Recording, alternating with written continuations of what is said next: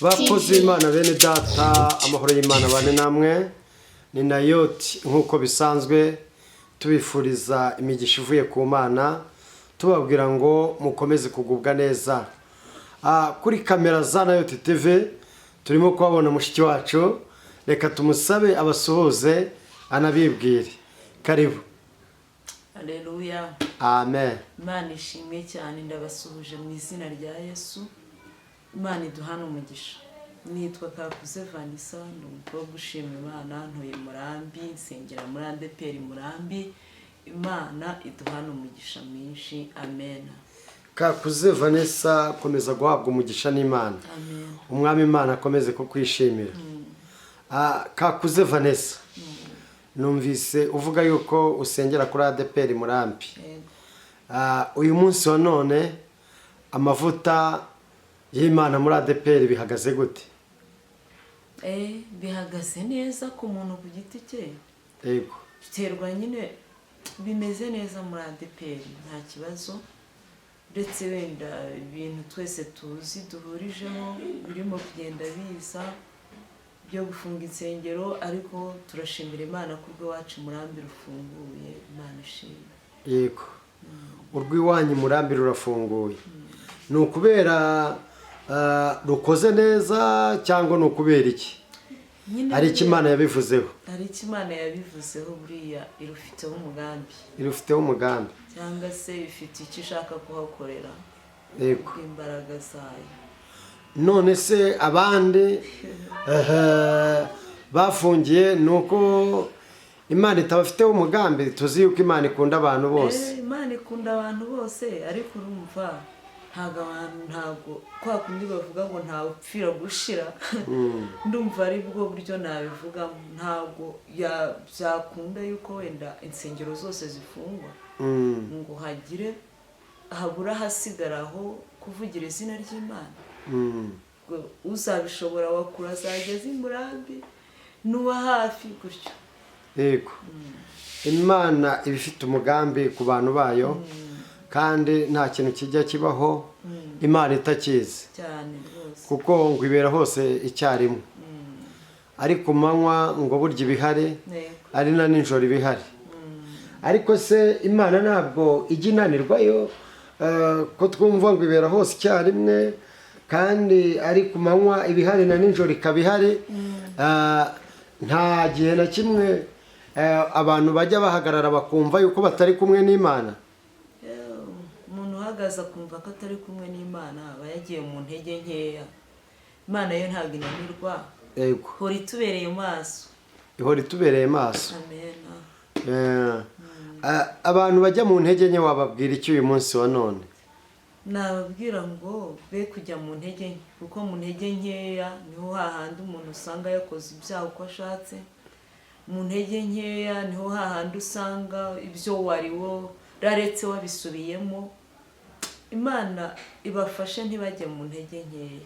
Ifasha abantu ntibajye mu ntege nke. Nta cyiza cyo mu ntege nkeya usanga nyine byazambye. Usanga byazambye. Usanga ntabwo n'Imana bakiyikunze kubera intege nkeya, kandi ari urukundo idukunda. Ugasanga bitwaye nabi imbere y'Imana. Intege nkeya rero zica ubugingo. Zica ubugingo. Ariko hagati aho ngaho Imana ikomeze kubana natwe mu kiganiro, kandi uburinzi bw'Imana bukomeze kubana natwe. Ikomeze kubaka Nayoti, ikomeze no kutwubaka natwe ubwacu, kuko iyo twubatswe n'Imana tuba twubakitse. Bibiliya kwijya itubwira ngo hari abantu bajyaga bajya mu ntege nke cyangwa Abisiraheli, ariko Imana ikamanuka ikabana nabo, ikongera kubiyereka kugira ngo bongere kuyigarukira. Abantu bajya mu ntege nke wababwira icyo uyu munsi wa none? Abantu bajya mu ntege nkeya nababwira ngo bareke kujya mu ntege nkeya. Yego. Begera Imana. Nayo izajya ibafasha. Nayo izajya ibafasha.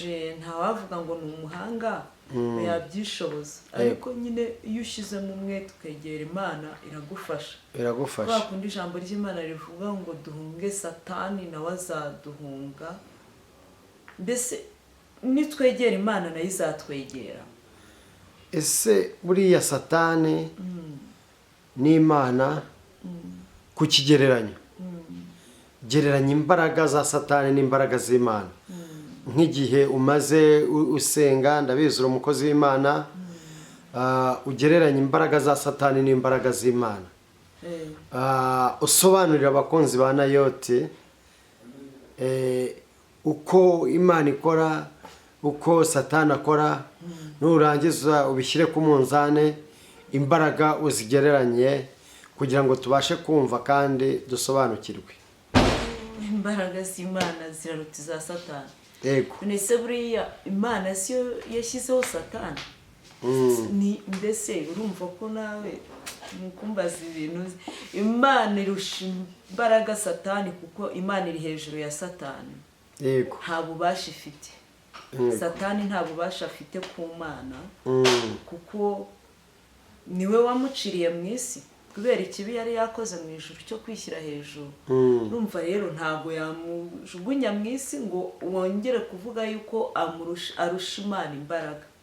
Imana iri mu gihugu cyo mu ijuru irusha satani imbaraga cyane rwose kugeza ku rwego rwo hejuru. Ko hari abantu bajya bavuga Vanessa ngo satani ngo yewe wasi ubonye ishyano kuko umanukiwe n'umwanzi, barangiza bakavuga bati buriya imana yaraduhemukiye kugira ngo izane satani mu isi, yimufatika mubohera mu ijuru. Imana rero ni umukozi w'umuhanga. Yego. Buriya yarize uburyo kizarinda abantu biciriyemo satani, kandi yarize n'impamvu yohereje satani mu isi. Wenda yagira ngo ahari tutazagira kwirara, duhore twidegembya mu isi, tube maso, dusenge imana nyine, tubone uko dusenga imana. Kuko ibigeragezo byose mbona byinshi bizanwa na satani. Satani kandi yatangiye kera ku bwa Adamu na Eva, arimo kubashuka. Imana ishyira inzira ebyiri imbere y'abantu, ari we Adamu na Eva. Satani yarangiza akaza akabashuka. Satani arakomeza araza agera ku bwa Gahini, ku bwa Gahini na Bere, ituma yica murumuna we. urumva biragize, birakaze. Birakaze kuba mu isi. Kuba mu isi birakaze. Yego. Uyu munsi wa none Vanessa wateguriye icyo abakunzi ba Nayoti TV? Nabateguriye ijambo ry'Imana. Yego. Tugiye gusangira ijambo ry'Imana. Karibu dusangiza ijambo ry'Imana nta kibazo. Ndumva twabanza tugasenga Imana. Nta kintu bitwaye, imbaraga n'amavuta. Soma ijambo ry'Imana. Yego. Twiragiza Imana rikabasha kuzafasha n'abaryumva cyangwa abazaryumva. Imana ishimwe. Amen. Dusenge. Yego. Imana yacu, Imana ifite imbaraga, Imana igira neza, Imana ikunda abantu bayo, Imana itabara, Imana yo gucirwa bugufi, Imana mutware, Imana muyobozi w'ubugingo bwacu. Duciye bugufi cyane kubw'ijambo ryawe, duciye bugufi ngo weze imitima, weze kanwa kacu kagiye kurivuga. Twebwe ntacyo twabona tuvuga, ni wowe uvuga bikaba, wategeka bigakomera. Haleluya! Ni wowe ufite amagambo meza y'ubugingo. Twebwe turahari nka mikoro. Nyemerera Mana, ijambo ryawe rize rifite imbaraga mu mitima y'abagiye kuryumva, rize rihindura, rize rikora ibitangaza, riza n'impinduka mu bugingo bw'abantu bawe. Mu izina rya Yesu, ibyariremerera, ibyaza birirwanya, ibyo byose bikubitwe hasi. Mu izina rya Yesu, imbaraga zawe Mana zururuke kandi zibane natwe. Ugiye kuvuga ijambo ryawe. Haleluya! Imirimo yawe ikorekere muri ryo, rihindure benshi, rifashe benshi, rirwanirire benshi. Ijambo ryawe nizeye yuko ari inkomezi y'ubugingo bwacu y'abagiye kuryumva Mana. urakoze Yesu. Ngaho hereza umugisha abantu bazaryumva ba Nayote TV, ubagirire neza, bazahinduke, bazemere iby'ijambo ryawe ribabwiye. Urakarama Yesu, kuri Imana yacu, wari warabitubwiye ko nawe hose uzahatugeza, ngo komeza kwamamaza ubutumwa bwawe, ubugeze kure Mwami. Urakoze, ngaho bana natwe, mu izina rya Yesu Kristo, amen. Haleluya. Amen. Imana yacu ishimwe. Imana ni nyamahoro, kandi Imana yacu ni y'ukuri. Ijambo ry'Imana niryo rivuga abahiriwe abari bo muri Matayo. Abanyamahirwe ntago ari abantu nyine bafite icyo bafite. Abanyamahirwe ni abantu ngo barenganyirizwa gukiranuka, bakarenganyirizwa ijambo ry'Imana, bakarenganyirizwa nyine kwera kwabo.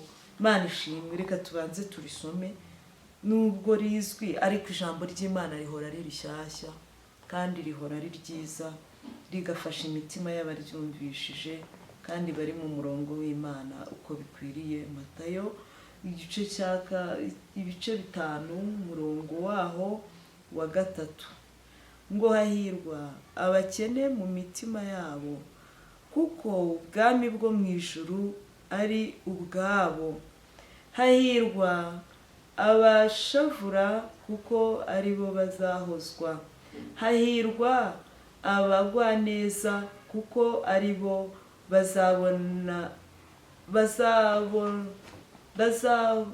kuko ari bo bazahabwa isi. Hahirwa abafite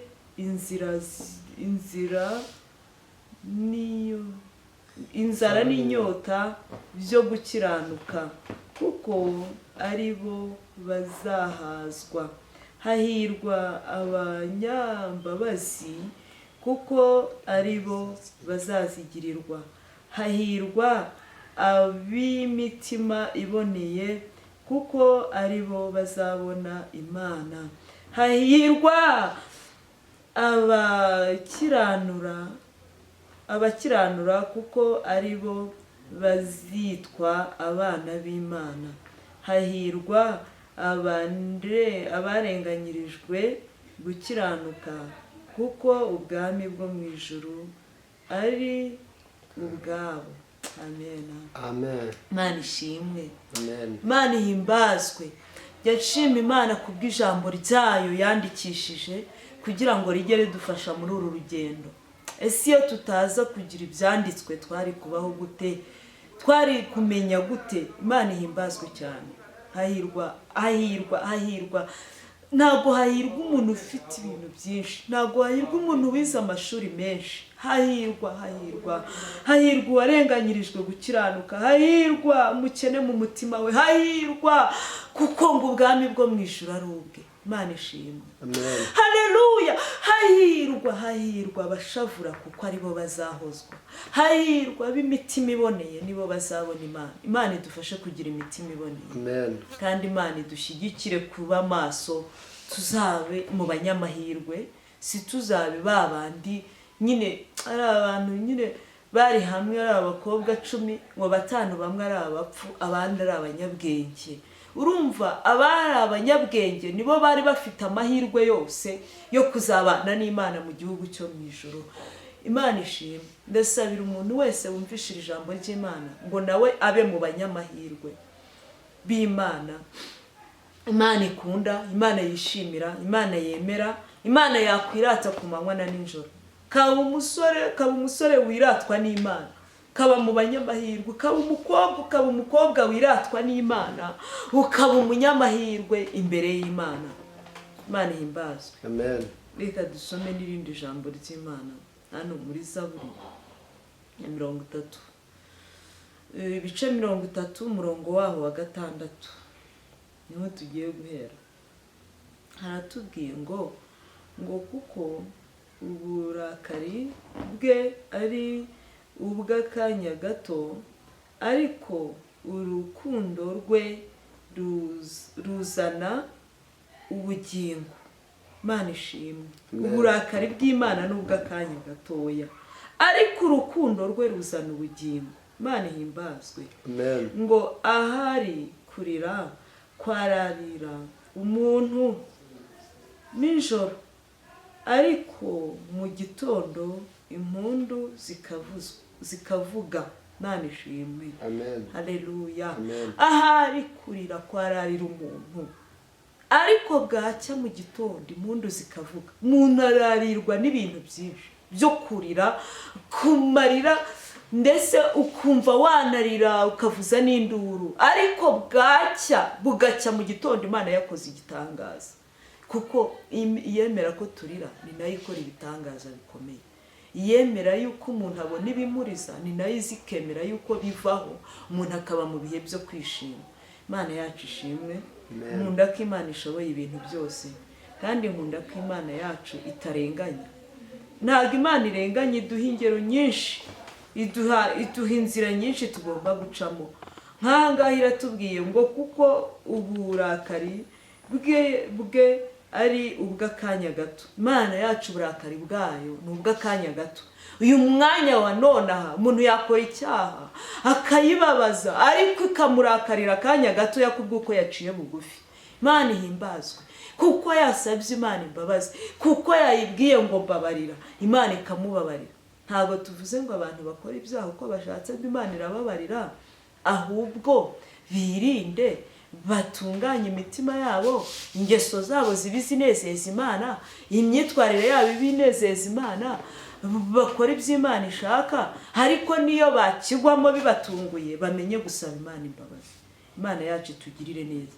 Uburakari bw'Imana n'ubw'akanya gatoya, ngo ariko urukundo rwe ruzana ubugingo. Imana ihimbazwe. Urukundo rw'Imana ruzana ubugingo, niyo mpamvu igira uburakari bw'akanya gatoya. Buriya umuntu umuvandimwe yakurakarira akamara iminsi atakuvugisha, akumva aranakwanze kubera akantu gatoya wamukoreye, ariko Imana duhora tuyibabaza, tugahora tujya imbere yayo ngo Mana mbabarira, kuko uburakari bwayo ari ubw'akanya gatoya, igahita ikubabarira. Haleluya. Yabaga abantu bose bagira ngo uburakari nk'ubw'Imana bw'akanya gatoya, isi yagira amahoro. Imana itugirire neza. Hari umuntu ukurakarira akagira inzigo, kavuga ati byari byo byose imbabazi zo kumugirira narazibuze, kanabikubwira cyangwa akabiganirira abandi, ariko ugasanga we Imana ibyimubabariraho ni byinshi cyane, ariko we yanze kubabarira mwene se cyangwa umuvandimwe we cyangwa inshuti ye, kandi yayibeshyaga ngo barakundana. Imana itugirire neza, iduhe kubana nayo neza, cyangwa se iduhe imitima mishya. Umutima mushyashya ni umutima wibagirwa bya bindi byagukomerekeje. Umutima mushyashya Imana iba yaguhaye ni umutima wibagirwa bya bindi byakubabaje, ukumva kuri kumwe n'Imana. Imana itugirire neza. Natwe kurira kwa turarira, cyangwa se ibibazo byaba ari byinshi kuri twebwe, cyangwa se intambara z'urudaca zaza ku mukristo, ariko ugasanga mu gitondo arishimye kubera ko Imana yarebye kubabara kwe ikamuhindukirira ikamukiza uwo mubabaro. Imana itugirire neza. Nubwo kurira kwaba kwinshi rero ku bantu b'Imana, nubwo ibyaba bibakomereye ari byinshi, nubwo amadeni baba bafite ari menshi bakaba barimo barira ngo nzishyura iki, nubwo baba basohowe mu nzu bakavuga ngo noneho nzabigenza gute, ariko Imana ushobora gucya yakoze igitangaza. Shobora gucya Imana yakutuje ahantu hagutse, ukabona ufite amashimwe, wenda uri no mu nzu yawe ukumva ushimye Imana. Bushobora gucya wari ufite uburwayi umaranye igihe kinini, bugacya wakize, warabuze ukuvura, waragiye kwa muganga hirya no hino, wararembeye aho ngaho, warivuje mu badogiteri batandukanye, ariko kubwo kwizera Imana bugacya wakize. Izina ry'Uwiteka rigahabwa icyubahiro. Imana ishimwe. Imana iturinde gushavurira mu isi kandi dufite Imana. Imana iturengere, iturinde kugeragezwa by'ibihe birebire kandi dufite Imana. Imana ihabwe icyubahiro. Nubwo yarageragejwe nayo, niyo mpamvu hari ducisha mu bigeragezo bikomeye, ariko ngo ijye ibasha gutabara abageragezwa bose. hanyuma Uwiteka akabahindukirira bakoroherwa bagahabwa inkomezi n'Imana, bagahabwa imbaraga n'Imana. Imana ishimwe. Ijambo ry'Imana riramfasha cyane ngo ahari wararurira ukararurira wabuze uguhoza bwaki impundu zikavuga, haleluya, ugashima nawe ukaba mu bantu bashima Imana, ukaba mu bantu bafite amashimwe, ukabaho wumva wigunze warabuze ikintu runaka, ukabona abandi bamerewe neza, ukabaho wumva umerewe nabi rwose urembye, ukabaho mu buzima bwo kuremba, ukabaho burya n'ibigeragezo byinshi bituma umuntu aremba, akabaho arwaye, akabaho arembye. Ariko twumvishe ijambo ry'Imana ko ahari kurira kwararira umuntu bwaki impundu zikavuga. Kandi twumvisha abanyamahirwe abaribo ni abantu barenganura abandi, ni abantu bababarira, ni babandi batita ku by'isi mbese bakabibona nk'ibibambwe, ibibabaza uyu mubiri ntabwo babyitaho. Nibo banyamahirwe mu bwami bwo mu ijuru. Imana ishimwe. Abo bazabona Imana, abo bazabana n'Imana, abo bazabona ubugingo buhoraho bw'iteka ryose. Imana ihabwe icyubahiro. Kandi Imana yacu ishimwe ko yashyizeho ibyanditswe bizajya bidufasha mu rugendo rwacu. Imana iduhane umugisha abari bwumva ijambo ry'Imana cyangwa bazaryumva. Imana iduhane umugisha kandi Imana yacu itugirire neza. Kuri Nayoti TV rero turifuriza abantu b'Imana umugisha, turifuza abantu b'Imana gutabarwa n'Imana, turifuriza abantu bafite ibibazo n'intambara yuko Imana yaborohereza mu izina rya Yesu, bakabona guhirwa guturutse mu ijuru, haleluya, bakabona ineza iturutse mu ijuru, imigisha y'Imana ikabageraho, gutabarwa n'Imana kukabageraho, gukizwa n'Imana bikabageraho, ubugingo buhoraho nabwo bakabubona mu izina rya Yesu Kristo. Amen. Amen. Imana iguha umugisha. Kampire Vanessa, akakuze Vanessa Prito. Imana iguha umugisha. Mu byo numvise uvuga mu ijambo ry'Imana wasomye, numvise uvuga ngo hari abantu bahirwa. Hari abahirwa. Fite inzara n'inyota byo gukiranuka, fite inzara n'inyota byo gushaka Uwiteka. Kandi nongera kumva uvugamwo umugani w'abakobwa batanu. Batanu bari abanyabwenge, abandi batanu bari abapfu, ariko ngo abanyabwenge bari bafite ikintu cyitwa amatabaza harimo amavuta. Ariko bose buriya bari bafite amatabaza, ariko bose badafite amavuta. Imana yacu itugirire neza.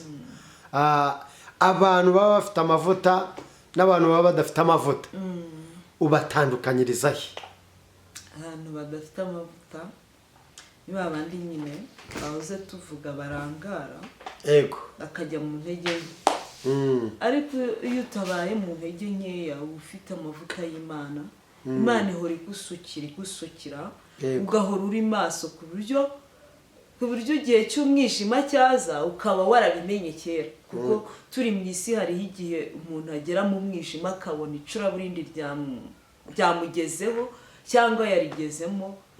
Ariko iyo uri maso ukahora ufite amavuta, ugahora nyine ubanye n'Imana neza, nabyita kubana n'Imana neza. Kubera yuko ibanye n'Imana neza ihora ikubereye maso, igahora igucungira umutekano. Si uko n'abariya batayisenga itabarinda, ariko hari akarusho ku bayisenga babanye n'Imana.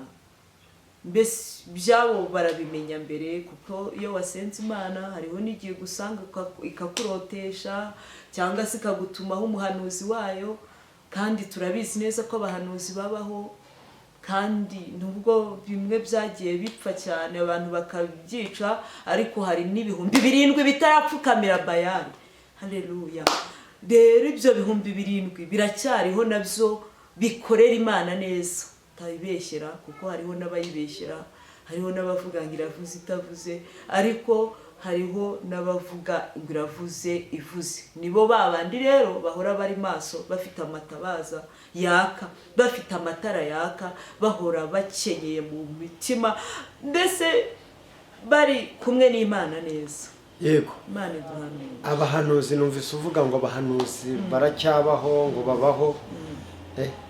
umuntu w'umuhanuzi n'umuntu utari umuhanuzi wabatandukanyiriza njyewe nkunda kuvuga yuko wabatandukanyiriza ku mbuto bera, ku mbuto bera, yego, kubera yuko nyine uhita umumenya ukavuga ibyo ari byo byose uyu nguyu nta mwuka w'Imana umukoreramo, ibyo yishakamo cyangwa se nibyo yiganiye yabonanye abandi, kubera ko imbuto ni ikintu gikomeye cyane ku muntu w'Imana cyangwa se ku mugenzi w'Imana ujya mu gihugu cyo mu ijuru.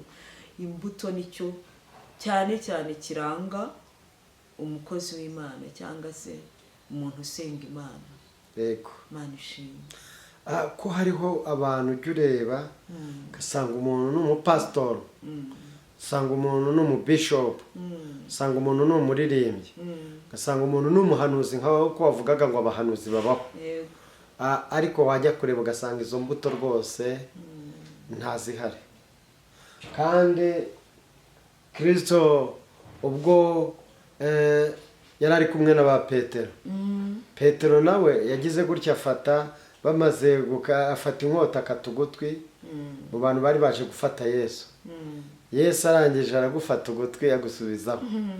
Petero aramubwira ngo ariko wowe turimo kugendana, turi abigishwa bawe, ni wowe muyobozi wacu, abantu barimo kuza kukurwanya bagufata, barangiza turimo kubahabya tubakuraho amatwi, wowe warangiza ukayafata ukayasubizaho. ubwo ngubwo urumva bimeze gute? Petero aramubaza ariko Yesu aragufata gusubizaho. buri icyo Yesu yari akoze n'iki cyangwa icyo Petero yari akoze n'iki? Petero yari agaragaje yuko arimo nyine ari mu mubiri, ari mu kurwana urugamba rw'umubiri. Rumva buriya tabaza ryari ryarazimye muri we, yego, arwanisha umubiri. Yesu nyine yerekana ko ari umugwaneza, yego, arangije aragufata agusubiza, ntiyagira n'icyo amugira, amwereka nyine hariya yamwereye imbuto. yari amufiteho ubushobozi bwo kuba yagira icyo amutwara, ariko yaramwihoreye arigendera, amwerera imbuto. yego. Ikindi kintu nacyo cyageze cyanyobeye, cyangwa se nkabona wenda turagira ngo dusobanurire. Yesu yabanaga n'abigishwa be, ariko hari uwo bagendanaga witwa Yuda, abacira imigani, arababwira, barimo gusangira, ariko finaroma Yuda ntiyumva. hari abantu baba mu itorero bakumva ijambo ry'Imana ariko ntibumve cyangwa ngo bahindukire. Birangije Yuda uyu nguyu aragambanira uyu Yesu Kristo.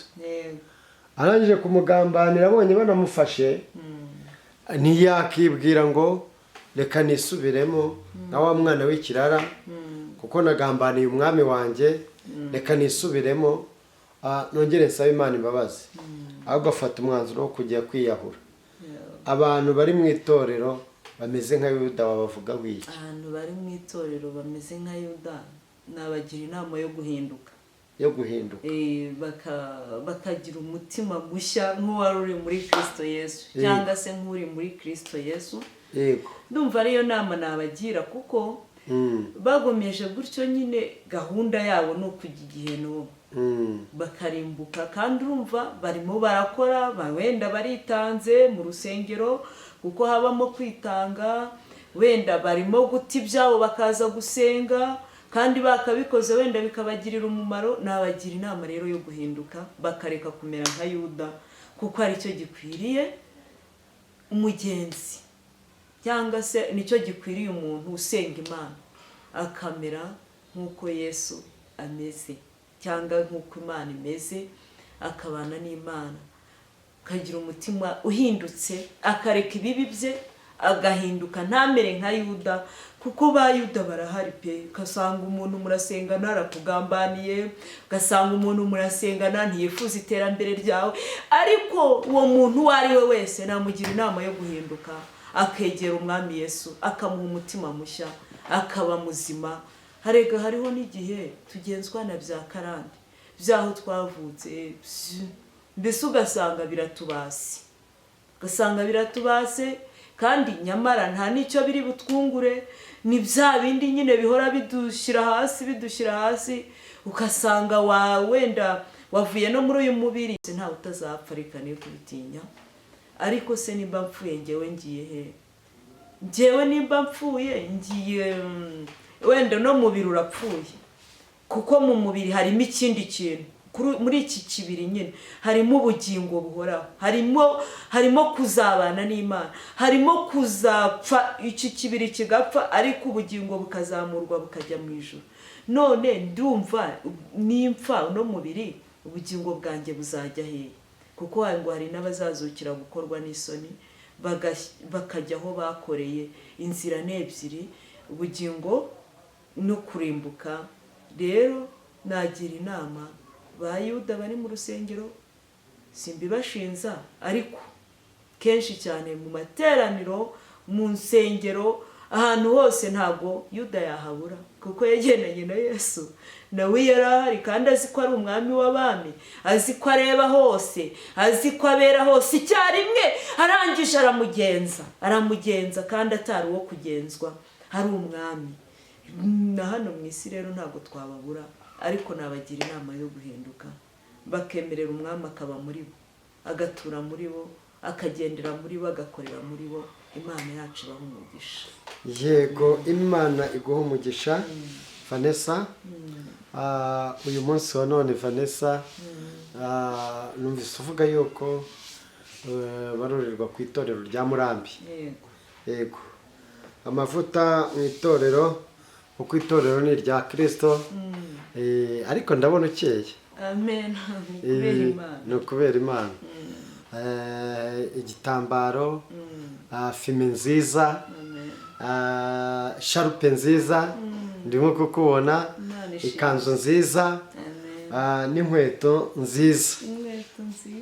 Ariko uba ugomba gucya nk'umukozi w'Imana, umukobwa wubashye Imana, ukaba utegereje Imana.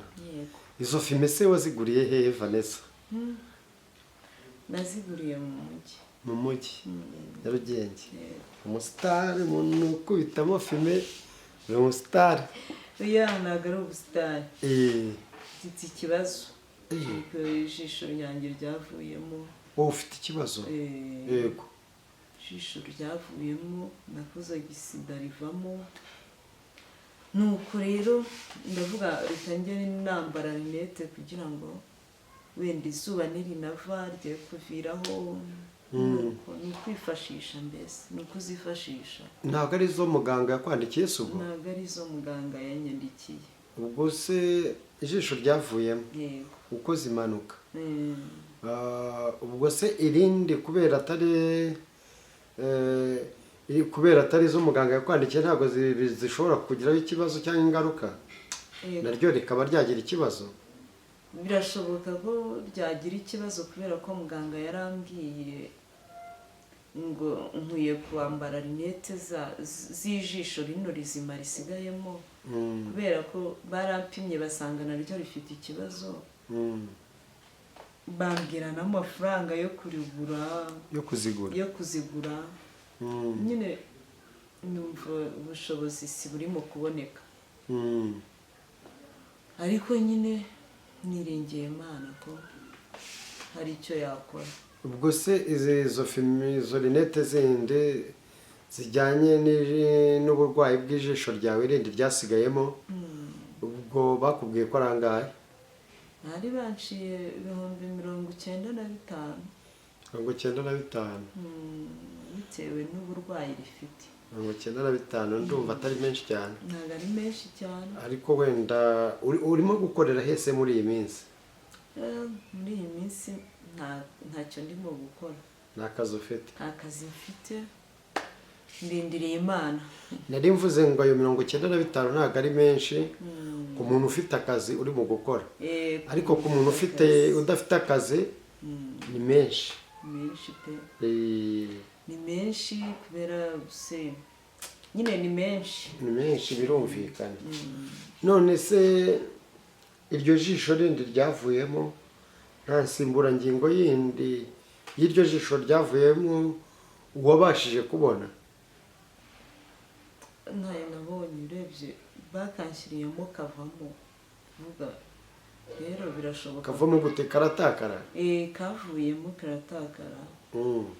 vuga birashoboka ko naba ndimo kwirwanirira ahari, ngo hariho n'igihe bagushyiriramo irireba ariko ako ngako ntabwo kareba, n'ubundi ni agapiyesi ko kurifasha kugira ngo rye kwikamo nk'uko rimeze. vuga wasanga Imana yarambwiye ko izampa ijisho ikampira ireba, kuko ngo nareba abaho. nareba abaho? yego.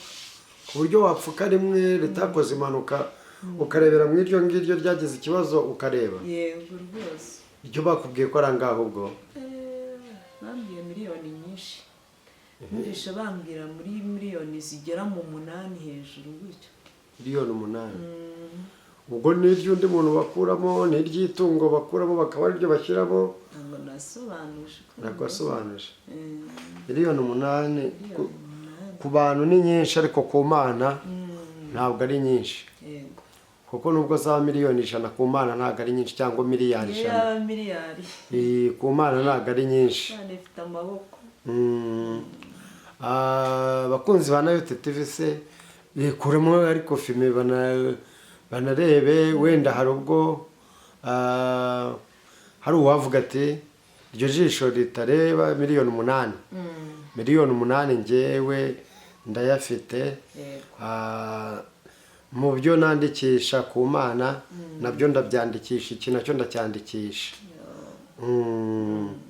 akavuga ati izo rinete ndazigura z'ibihumbi 95, izo miliyoni 8 nazo nazitanga, ariko uyu mukobwa akongera akarebesha amaso ye yose, ndetse akandikisha mu ijoro, kuko cyane aramutse afashe miliyoni 8 ntabwo azazimusubiza, kuko ntabwo ushobora kutayabona cyangwa ushobora no kuzayabona, ariko aba yandikishije ku Mana. yandikishije ku Mana, nawe akagira icyo yandikisha. abahaye Imana. ugurije umukene niko rivuga. uhaye umukene. uhaye umukene abagurije abahaye Imana. abahaye Imana. yego. ubu se Vanessa, uwavuga ati ngewe iryo jisho ngenda rigura njyenyine, yagukura he? yewe kumbona biroroshye. aderesi yanjye ni Murambi. Murambi ya Byumba? Murambi ya Murambi ya Kicukiro. yego. Murambi ya Kicukiro, mbese ni mu karere ka Kicukiro. yego. umurenge wa Gatenga, akagari ka Nyanza, umudugudu wa Sabaganga. yego. telefone yawe? telefone yanjye ni 07 84 3 2. yego, ongera dusubiriremo nomero kugira ngo tubashe kuyumva. ni 07 yego. 4 3 yego. 2 8 yego. 5 5 yego. 9. Nayote TV. Nayote